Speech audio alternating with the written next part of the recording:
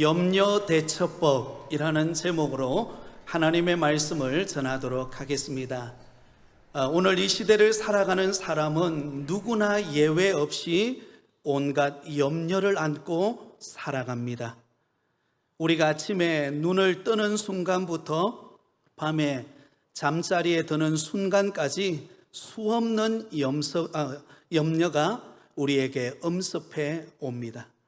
건강에 대한 염려, 재정에 대한 염려, 자녀에 대한 염려, 미래 노후에 대한 염려, 수많은 염려가 우리 마음을 무겁게 만들고 번민하게 만듭니다.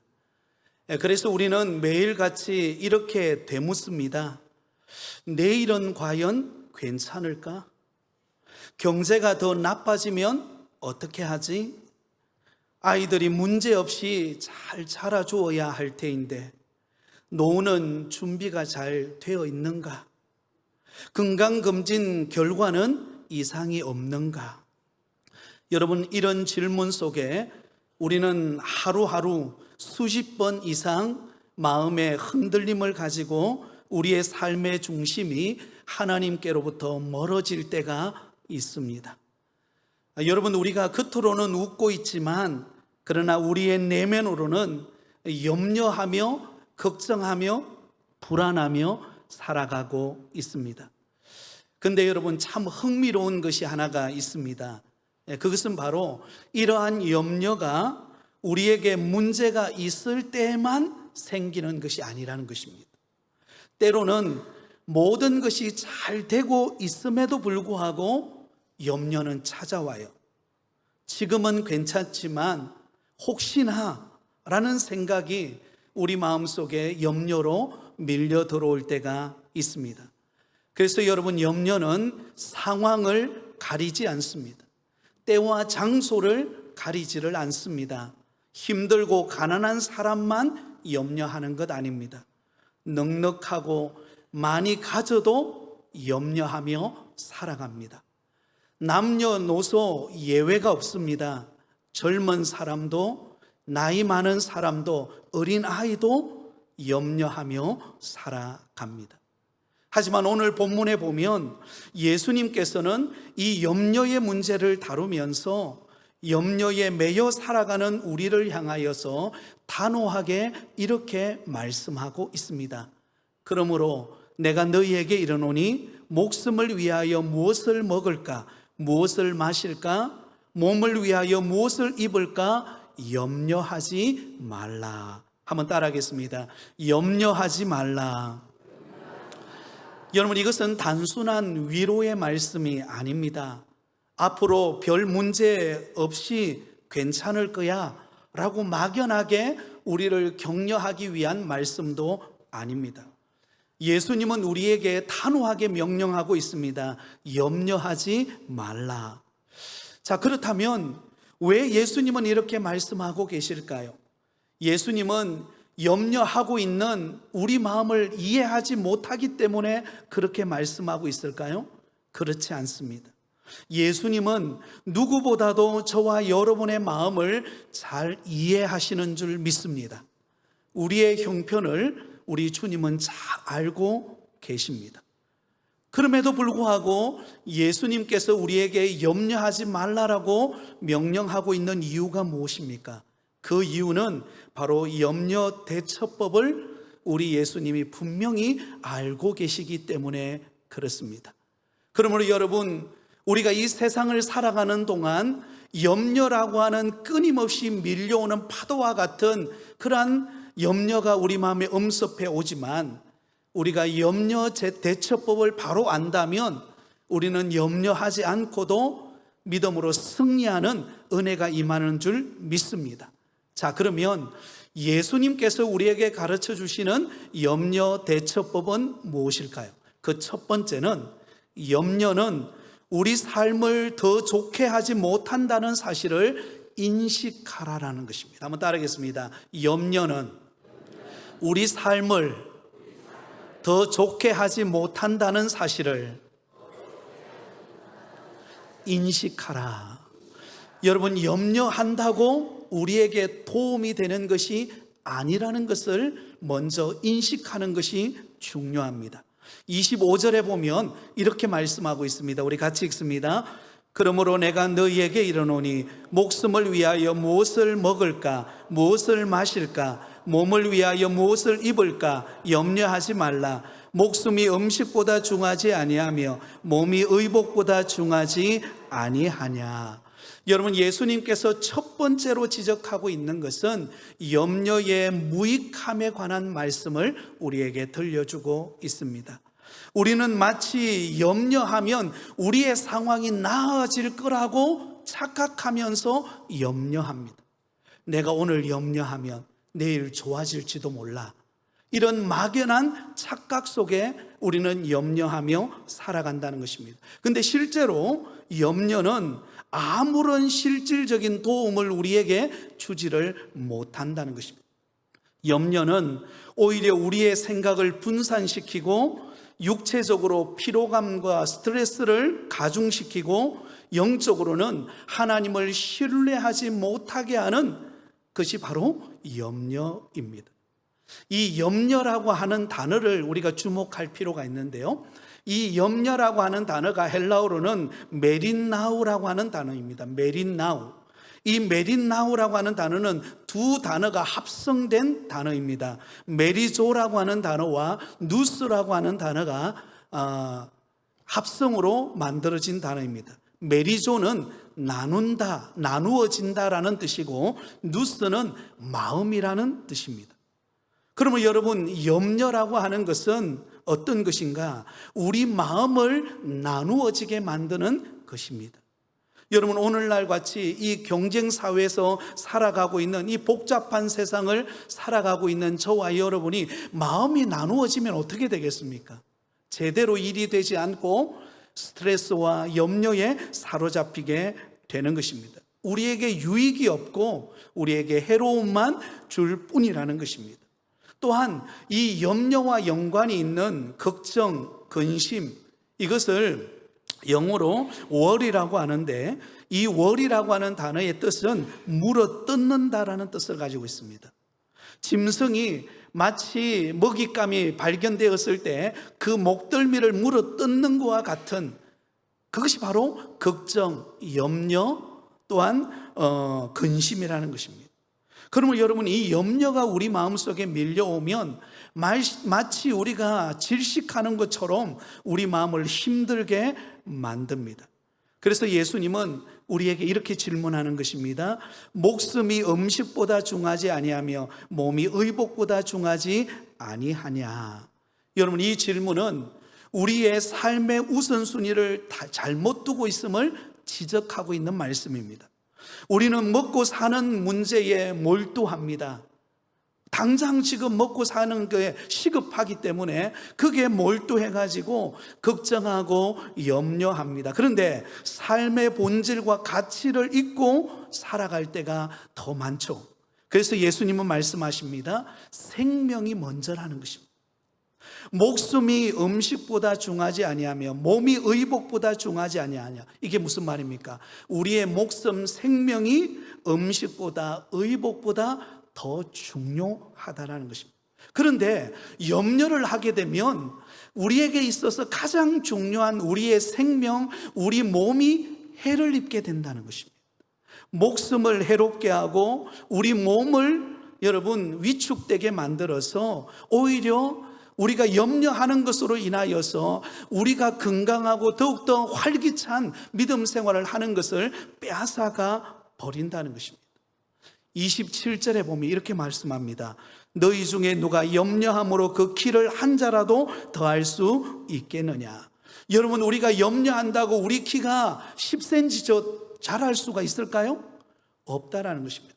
만약에 제가 염려해서 키가 자라기를 원했다면 제 키가 3m 넘었을 겁니다.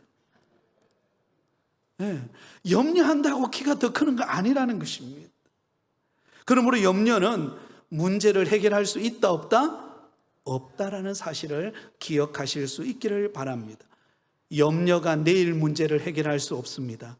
염려가 우리 수명을 늘릴 수 없습니다. 염려는 상황을 바꾸지 못합니다. 도리어 우리가 누리는 현재의 기쁨과 평안을 빼앗아가 버리는 것이 염려예요. 그러므로 염려는 백해무익입니다. 그래서 어떤 사람은 이 염려를 흔들 의자에 비유했습니다. 흔들 의자. 여러분, 흔들 의자에 앉아보신 적이 있을 것입니다. 흔들 의자에 앉으면 움직이죠. 앞뒤로 움직입니다. 그런데 뭐가 문제죠? 앞으로 나갈 수가 없는 거예요.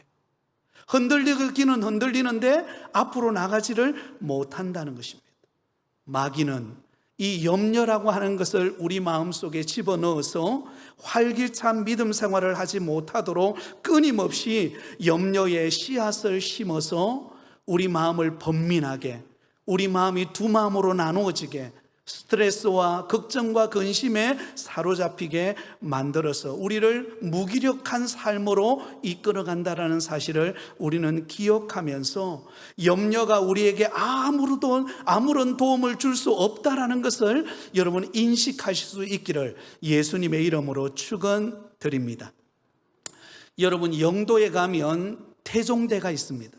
여러분, 태종대 다 가보셨죠? 네. 이 태종대는 저는 개인적으로 참 좋은 추억이 있는, 좋은 추억을 간직하고 있는 장소가 영도 태종대입니다. 왜냐하면 제가 아내에게 프로포즈를 했던 곳이기 때문입니다. 이 영도 태종대가 아내에게 프로포즈를 했던 때요, 아내와 사귀기 시작하면서 어느 정도 기간이 되어서 이제 프로포즈를 해야 되겠다라는 마음에 결심을 하고 새벽 기도 시간에, 그때가 제가 신학대학원을 다닐 때입니다. 그래서 새벽 기도를 하고 간절히 부르짖고, 하나님, 오늘 제가 사귀는 아내에게 제가 프로포즈를 할 터인데 잘 진행될 수 있도록 하나님 인도해 주세요. 그런 마음으로 기도하고 이제 아내에게 연락을 하고 영도로 갑니다. 근데 마음에 여러분 염려가 생기는 거예요. 두 가지 염려가 있었습니다. 하나는 과연 내가 사귀는 자매가 이 프로포즈를 받아줄까? 두 번째, 프로포즈 할 때는 반드시 뭐가 필요하죠? 선물이 필요해요. 아마 여러분들은 다이아를 받았는지는 모르겠지만 저는 이 가난한 신학 대학원생이니까 뭐 줄 건 없고, 제가 선교단체에서 훈련을 받을 때 가죽 십자가가 있었습니다. 그래서 제가 그 십자가를 마지막 수료할 때 그걸 받으면서 내가 다음에 배우자를 만나서 결혼하고 프로포즈 할 때에 이 십자가를 전달해 주어야 되겠다라는 생각을 했습니다. 그래서 그 영도 태종대로 가면서 이 프로포즈 선물로 십자가 목걸이를 내가 전달해 줄 때 이걸 잘 받아줄까? 아니 뭐예요? 다이아 반지도 아니고 이렇게 하고 거부하면 어떨까? 염려가 생기는 거예요. 그런 염려를 안고 이제 태종대로 가서 이제 함께 산책을 하고 거닐면서 아주 분위기가 좋은 데서, 그래서 거기에서 아내에게 프로포즈를 했습니다. 근데 아내가 그 프로포즈를 받아줘요. 또 한 가지 염려가 있었어요. 제 호주머니 속에 있는 이 십자가 목걸이를 잘 받아줄까? 근데 꺼내가지고 목걸이를 거는데 아내가 그걸 받아주더라고요. 좋은 아내죠, 그죠? 네. 그래서 제가 마음에 염려하고 갔던 모든 게 해결이 되었어요. 그래서 하나님께서 은혜 주셔서 귀한 가정을 이루게 해 주셨던 추억이 있습니다. 그러면서 지나오면서 제가 드는 생각이, 아이고 그때 내가 왜 염려했을까? 그러니까 염려하지 말고 하나님께 기도했으니까 믿고 그냥 가면 하나님께서 더 은혜 주실 건데, 이런 생각을 한 적이 있습니다. 사랑하는 성도 여러분, 우리가 어떤 일을 해결하기 전에 또 가정에 찾아온 수많은 어려움의 난제 앞에 혹시 여러분 염려하고 계십니까? 그 염려는 우리에게 아무런 도움이 되지를 못합니다. 하나님께 맡겨드리는 믿음의 성도들이 되시기를 예수님의 이름으로 축원드립니다. 자, 두 번째로 염려 대처법의 두 번째는 하나님께서 어떤 상황 속에서도 우리를 돌보신다는 사실을 믿으라는 것입니다. 한번 따라하겠습니다. 하나님께서 어떤 상황 속에서도 돌보신다는 사실을 믿으라.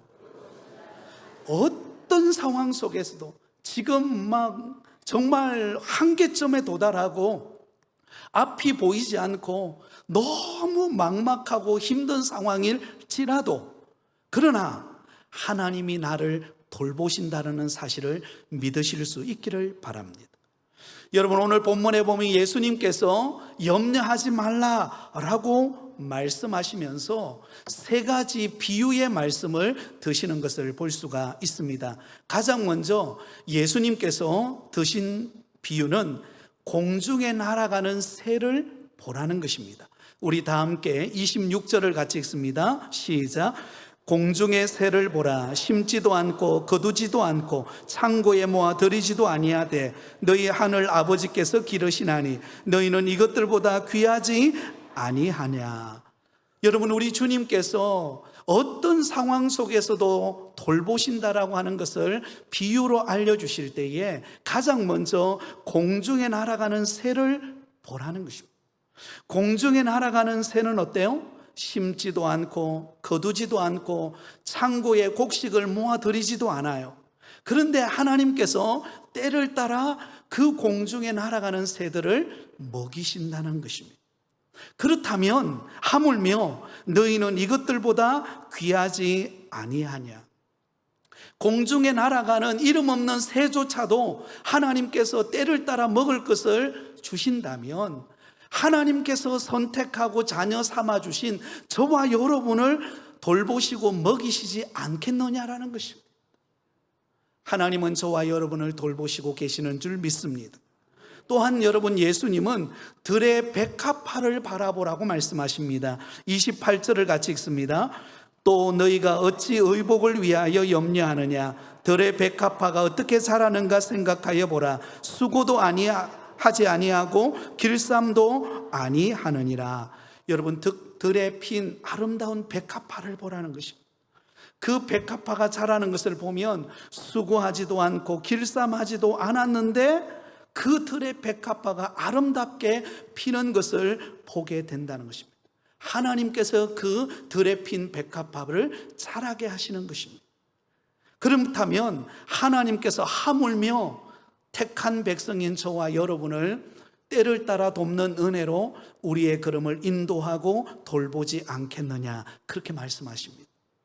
또한 예수님은 오늘 있다가 내일 아궁이에 던지는 들풀을 생각해 보라는 것입니다. 30절을 같이 읽습니다. 오늘 있다가 내일 아궁이에 던져지는 들풀도 하나님이 이렇게 입히시거든 하물며 너희일까 보냐. 믿음이 작은 자들아. 네, 여러분, 우리가 길을 걷다 보면 주변에 보면 많은 이런 잡풀들이 많이 있습니다. 이름도 알 수 없는 그런 들풀들이 얼마나 많은지 몰라요. 우리는 심지어 그들의 이름도 알지 못하는 그런 들풀이지만 하나님께서 때를 따라 입히시고 자라게 하신다는 것입니다. 그렇다면 독생자 예수 그리스도를 아낌없이 내어주어서 하나님의 택한 자녀 삼은 저와 여러분을 하나님께서 방치해 두시겠습니까? 그냥 내버려 두시겠습니까? 그냥 어렵다고 그냥 알아서 하라고 그냥 하나님께서 우리를 외면하시겠습니까? 우리 주님은 그렇게 하시지 않는다는 것입니다. 예수님께서 너무 흔하디 흔한 공중에 날아가는 새들과 들에 핀 백합화와 그리고 내일 아궁이에 들어갈 이름 모를 들풀도 하나님이 입히시고 먹이시고 돌본다면 하나님께서 창조하신 하나님의 형상대로 창조하시고 예수님의 피값으로 사신 저와 여러분을 하나님께서 돌보시지 않겠느냐라고 말씀하고 계시는 것입니다.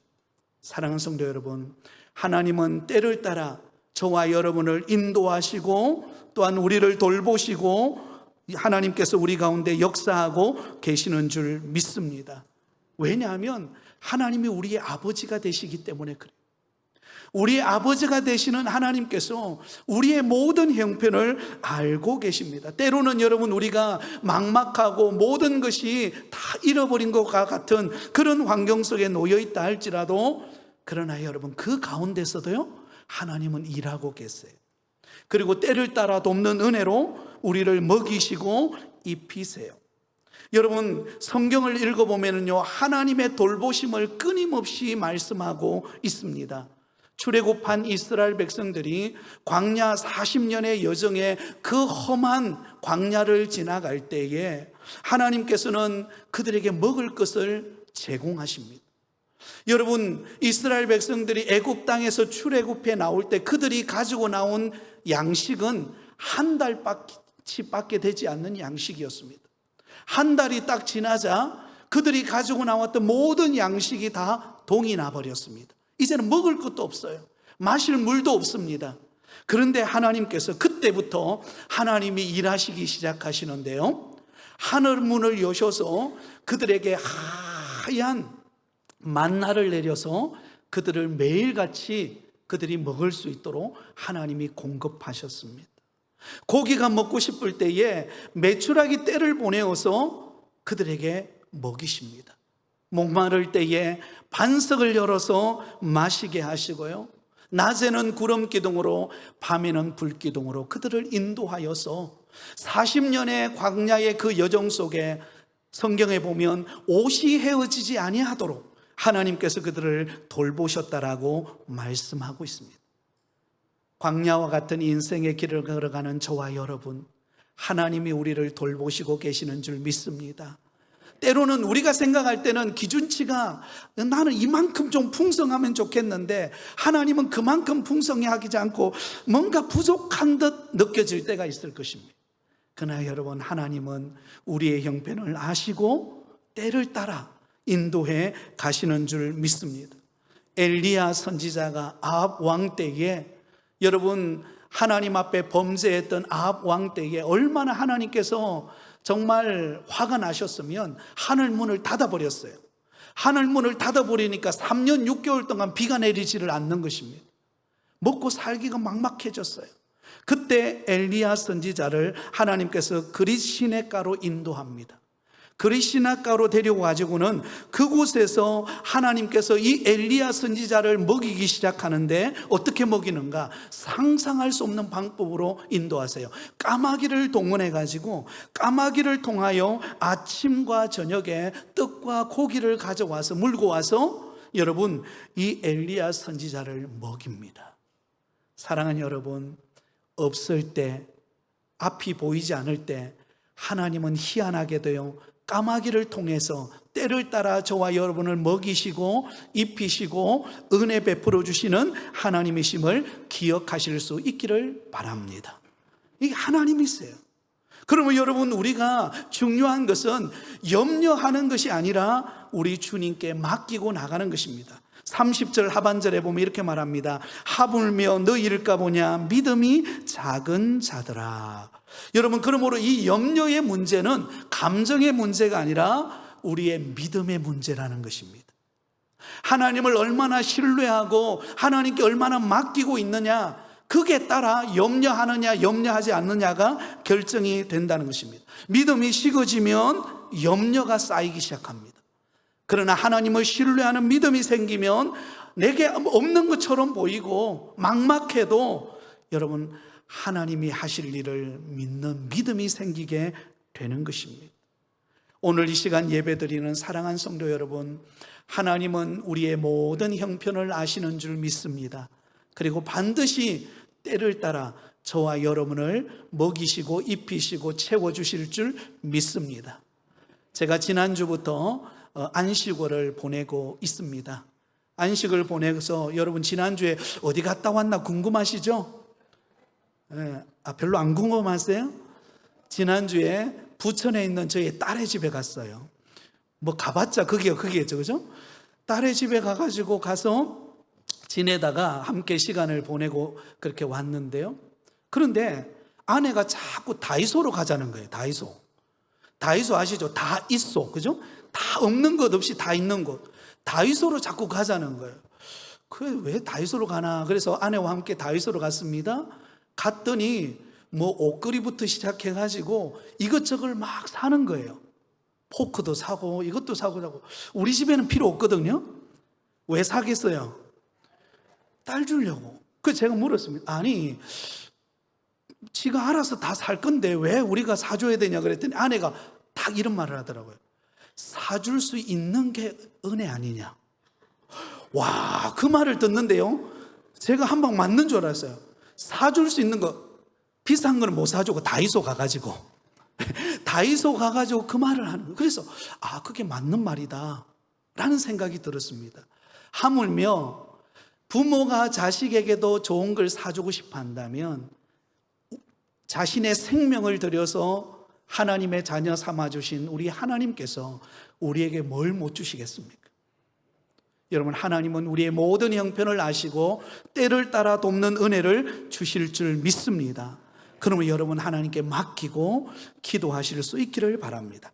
마지막 세 번째는, 염려 대처법은 적극적인 방법으로 먼저 그의 나라와 그의 의를 구하라는 것입니다. 우리 33절을 같이 읽겠습니다. 시작. 그런즉 너희는 먼저 그의 나라와 그의 의를 구하라. 그리하면 이 모든 것을 너희에게 더하시리라. 아멘. 여러분, 우리 주님께서 우리에게 염려하고 주저앉지 말고 적극적인 방법을 가르쳐 줍니다. 하나님의 나라와 의를 위하여 여러분 구하라는 것입니다. 하나님의 나라와 의라는 것은 하나님이 내 인생의 주인 되심을 믿고 그분의 뜻대로 살아가는 것을 말합니다. 우리가 염려하고 걱정하고 뭘 먹을까, 뭘 입을까, 뭐 마실까, 여기에 매여 있으면요, 하나님이 기뻐하시는 일을 해낼 수가 없습니다. 그런데 하나님이 기뻐하시는 일이 무엇인가를 찾고 그 일을 위하여 우리가 우선순위를 두고 한 걸음 한 걸음 나아가면 하나님께서 우리 가운데 놀라운 일을 행하시는 은혜를 경험하게 되어질 줄 믿습니다. 여러분, 그러면 하나님이 우리 가운데 일하시는 것을 보게 될 것입니다. 제가 이 이야기만 하고 말씀을 맺으려고 합니다. 제가 군 입대를 앞두고 이제 휴학을 할 때쯤이었습니다. 제 마음속에 염려가 있었습니다. 어떤 염려가 있었냐면 두 가지 염려가 있었어요. 하나는 앞으로 내가 어떤 직업을 선택해야 할 것인가. 그때만 해도 제가 목회자가 되겠다는, 제가 대학 2학년 마치고 군 입대를 했습니다. 그래서 그때만 하더라도 제가 목회자가 되겠다라는 꿈이 없을 때였습니다. 앞으로 내가 무슨 직업을 선택할 것인가에 대한 염려가 있었고, 또 하나는 이제 몇 개월 후면 군대를 가게 되는데 군 생활을 과연 잘 마치고 무사히 마치고 내가 제대할 수 있을까라고 하는 염려가 있었습니다. 그래서 하루는 버스를 타고, 저희 동네에서 버스를 타고 진주를 나오고 있었습니다. 버스를 타고 진주를 나오는데 제 옆에 한 청년이 앉아 있었어요. 그 청년은 혼자가 아니라 한 무리가 함께 쭉 타고 있었는데, 그분들이 어떤 분들이었는가 하면 하동에 가면 노량이라고 하는 그런 동네가 있습니다. 노량에서 앞에 가면 섬이 한 10분 정도 배를 타고 가면 대도라고 하는 섬이 있는데, 섬에서 어린 아이들을 대상으로 여름 성경학교를 해주고 이제 가는 길이었습니다. 그래서 그 차 안에서 만난 거예요. 만나서 이런저런 이야기를 하다가 제 옆에 앉은 그분이 제게 이렇게 말을 하는 거예요. 형제님, 제가 이제 일정을 마치고 그곳을 나오면서 하나님 앞에 기도를 했는데, 우리가 이곳에서 여름 성경학교를 하고 그 다음에 이어갈 사람이 누군가가 있으면 좋겠는데, 그런 분을 만나게 해달라고, 그런 분을 붙여달라고 그렇게 기도를 했다는 거예요. 그러면서 저에게 하는 말이, 혹시 형제님이 좀 시간이 되시면 토요일에 그 대도라고 하는 섬에 들어가서 주일학교, 그 주일학교를 좀 인도해 주시면 어떻겠습니까? 라고 하는 제안을 하는 거예요. 그것도 버스 안에서. 너무 당황스러웠습니다. 그런데 성령께서 제 마음속에 해야 되겠다라는 감동을 주셨어요. 그러면 제가 군대 입대하기 전까지 제가 그 섬에 가서 매주 토요일마다 그곳에 가서 주일학교 아이들을 가르치고 제가 여름 성경학교를 계속 진행하겠습니다. 그렇게 약속을 하고 그 다음 주 토요일부터 시작해가지고 군 입대 전까지 약 한 7개월 정도의 시간이 걸렸습니다. 7개월 정도 그곳에서 매주 토요일마다 여름 그 아이들에게 쉽게 말하면 여름 성경학교처럼 아이들에게 찬양을 가르치고 말씀을 가르치고 하는 시간을 보냈습니다. 그리고는 군대를 갔어요. 그런데 그러는 과정 속에 하나님께서 제 마음속에 목회자가 되어야 되겠다는 마음을 주신 거예요. 감동을 주시고, 군대 가서도 하나님께서 그런 감동을 주시고, 또 그런 사람을 만나게 하시고 하나님께서 인도하셔서 그렇게 목회자의 길로 오게 되었습니다. 그때는 제가 염려했습니다.